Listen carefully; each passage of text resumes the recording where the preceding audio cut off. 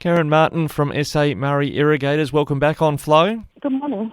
Caren, what with the state election coming up in just over 30 days' time at the time we record this interview, just how are you looking at the state government and the state opposition and what you're hoping for from the next term of government in South Australia? We're just looking for some action going forward and just some commitments to finish off what was started in 2012 and finish getting the job done. Now, when you mean what was started in 2012, what are we talking about in that process? It was decided that the 3,200 equivalent and the 2,750 water recovery targets would be adhered to, and that includes the upwater projects, the downwater projects, and the 450 recovery, which are all still in various stages of progress at the moment.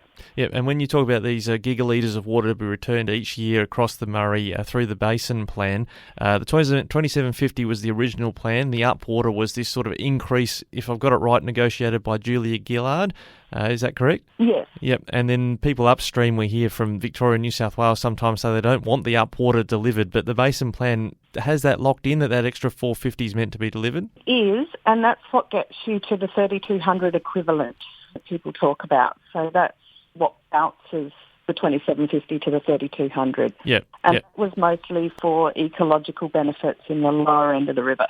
Yeah, that's right. And so, we've got the Basin plan tracking towards, it's not a deadline of 2024, but certainly states need to have come up with the way they're going to help deliver water to achieve those targets by around that time. Yes, 2024 is a line in the sand moment where we take stock of where the states had all got to, and they should have by that stage put the processes in place for all of that to occur. So we're not expecting anybody to come back below average on that, but some people haven't made a stellar effort. No, well, I noticed in the latest communique from the Basin Authority that the New South Wales have kind of been told to go back and do their work again a couple of times, and they're really struggling in a lot of catchments. Yeah, and that's part of the water resource planning process, and that's most important to have in place so that you can do these water recovery projects and account for the water savings and things like that, and have them then accounted towards the sustainable diversion limits for that valley and for that state.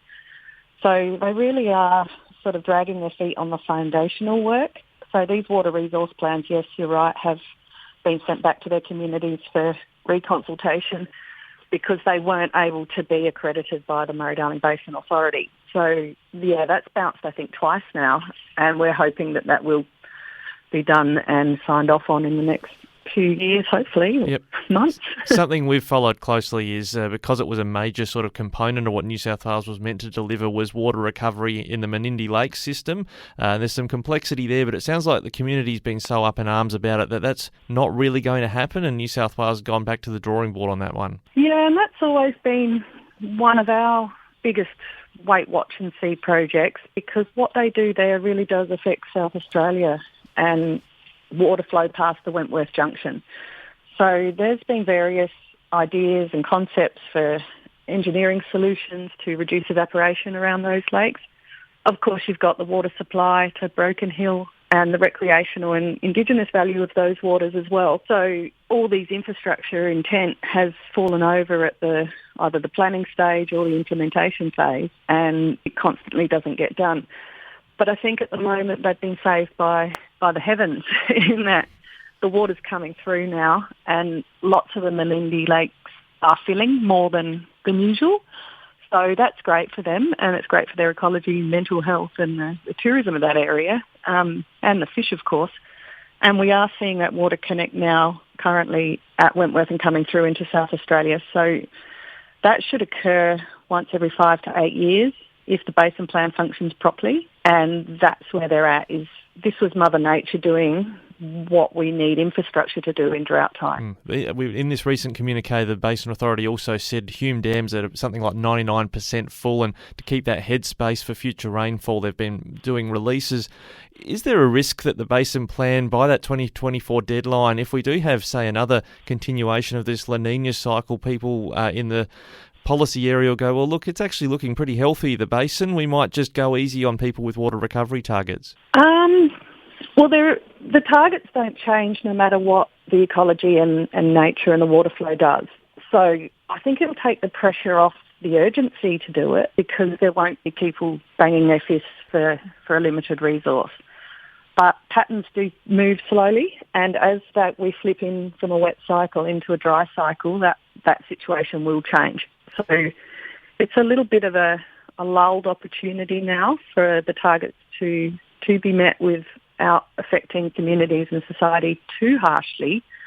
But that's also remembering in the back of your mind that come drought times, that shortfall will have to be shared. And I think with the basin plan and the state policies in place in South Australia, that sharing pain when we do hit a drought zone won't be as harmful as the Millennium Droughts was. When we talk about, as I started asking about the state election and the parties, what you'd be looking from them, it really, I think it seems to me both Labor and the Liberal parties are both on the same page about delivering those amounts of water. It seems to be more out of their hands than what happens upstream with those states. There's a consistent calls by a number of representatives to pause the plan, upstream of South Australia. That's what I'm getting at is, could there be a risk in the federal parliament, for instance, that there's enough numbers in the Senate to pause the plan?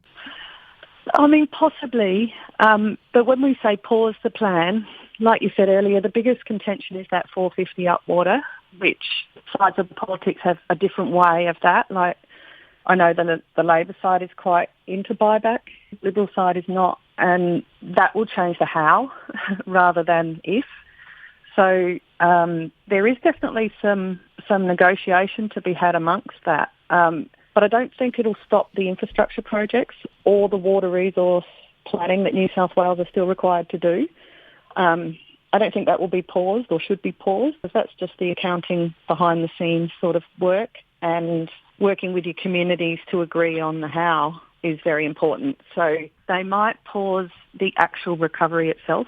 So the infrastructure rollout or the buyback announcements or something like that might get paused, but I don't think the planning or looking at sustainable diversion limits within valleys and that sort of work will stop. Now, when it comes to a wetter year we're having at the moment, some farmers would then, I suppose, have some carryover opportunities because they don't need so much water on farm. Are you happy with the carryover arrangements in South Australia at the moment? Yeah, at the moment they're functioning. We have if it's a wet year, no carryover option. So I would anticipate going into the following year with the catchments full like they are, the carryover will not be an option for us.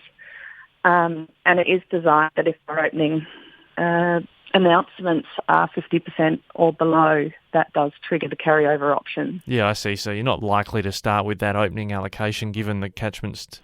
No, and that's with the thought that you're getting 100%, rightly so, and you should be fine. Into the future, as we do go into dry cycles, there is work at the moment to enhance the South Australian carryover product so that it's not a losable product, or it has better risk management so that you are incentivised to buy it and not lose it. So that's ongoing at the moment, and we're hoping to have that finalised and agreed to before we hit a dry cycle. So that's something you're negotiating with the state government, or does it involve other, basin authorities in other parts of Australia as well, that discussion? Yeah, it's mostly amongst industry people and the state government. It has to stay within the compliance of the current water resourcing signed off on by the Murray-Darling Basin Authority.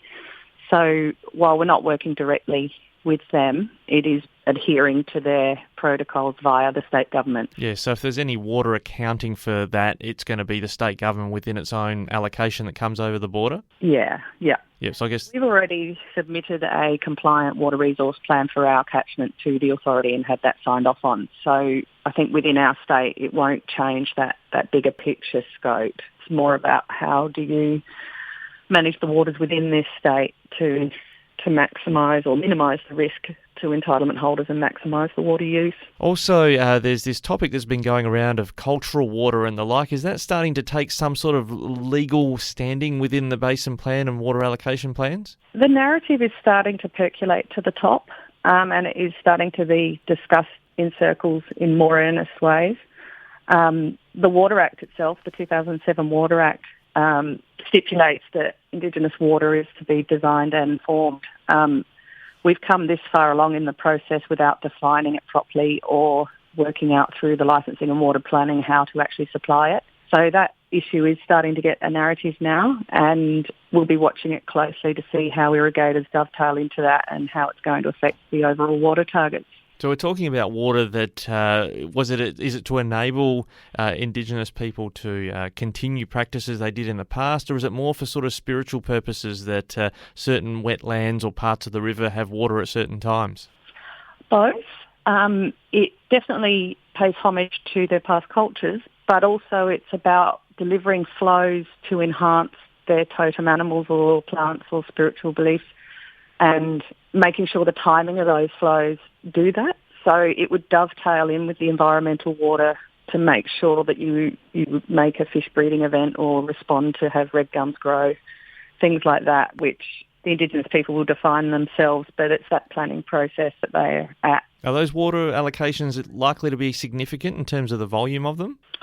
Well, that I'm not too sure of because it does dovetail with the environmental flows. So if you wanted to reach an outer black box, for example, you'd need a much bigger volume than if you just wanted to make sure the inner creeks were great for the rainbow fish. So it depends on which animal you're targeting or which plant species you're really trying to enhance. But I think at the moment, with the way we're based around vegetation, yes, if you want to hit those black box ecologies, you need a large volume. All right, Caren. Well, it does look like going into this state election, maybe we're going to have not as much heat about the River Murray in a drought year than we're going to have in a wetter year this year, but always important to keep our tabs on water policy for the state and our irrigators. Thanks for your time today. Thanks very much, Ricky.